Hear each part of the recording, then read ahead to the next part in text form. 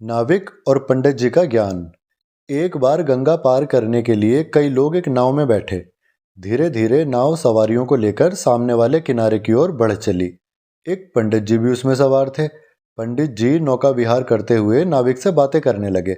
हमारे देश में कितना साफ पानी की विशाल नदियां हैं, पानी अमृत समान है, नदियां पूरे देश में फैली हैं, वगैरह वगैरह। अचानक पंडित जी ने नाविक से पूछा, अच्छा तुमने भूगोल तो पढ़ी होगी। नाविक बोला, भूगोल क्या है, मुझे तो इसके बारे में कुछ नहीं पता। पंडित जी ने थोड़ी पंडिताई का प्रदर्शन करते हुए कहा, अरे तुम्हें भूगोल नहीं पता, तुम्हारी पाव भर जिंदगी पानी में गई। फिर पंडित जी ने दूसरा प्रश्न किया, अच्छा इतिहास तो जानते होंगे ना, महारानी लक्ष्मीबाई कब और कहाँ हुई तथा उन्होंने कैसे लड़ाइयाँ लड़ी। नाविक ने अपनी अनभिज्ञता जाहिर की तो पंडित जी ने विजयी मुद्रा में कहा, लो ये भी नहीं जानते, तुम्हारी तो आधी जिंदगी पानी में गई। अब सभी लोगों के सामने पंडित जी थोड़े फूल से गए। फिर विद्या के मद में पंडित जी ने तीसरा प्रश्न पूछा, महाभारत का भीष्म नाविक संवाद या रामायण का केवट और श्री राम संवाद तो जानते हो, या इसमें भी डब्बा गोल है। अनपढ़ नाविक बेचारा क्या बोले, उसने इशारे में ना कर दिया। तभी पंडित जी मुस्कुराते हुए बोले, तुम्हारी तो पौनी जिंदगी पानी में गई।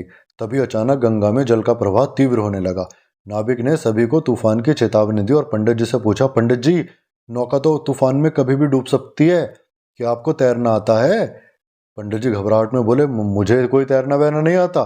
नाविक ने स्थिति को भांपते हुए बोला, तब तो पंडित जी समझो आपकी पूरी जिंदगी पानी में गई। कुछ ही देर बाद नौका पलट गई और पंडित जी बह गए। हालांकि बाद में उन्हें बचा लिया गया। मित्रों, विद्या वाद विवाद के लिए नहीं होती और ना ही दूसरों को नीचा दिखाने के लिए होती है, लेकिन कभी कभी ज्ञान के अभिमान में कुछ लोग इस बात को भूल जाते हैं और दूसरों का अपमान कर बैठते हैं। शास्त्रों का ज्ञान समस्याओं के समाधान में प्रयोग होना चाहिए, शस्त्र बनाकर हिंसा करने के लिए नहीं। कहा भी गया है ना, जो पेड़ फलों से लदा होता है उसकी डालियां हमेशा झुकी होती हैं। धन प्राप्ति होने पर सज्जनों में भी शालीनता आ जाती है। इसी तरह विद्या जब विनयी के पास आती है तो वह शोभित हो जाती है। इसीलिए तो संस्कृत में कहा गया है, विद्या विनयेन शोभते। कहानी पसंद आई हो तो प्लीज चैनल को सब्सक्राइब कीजिएगा। धन्यवाद।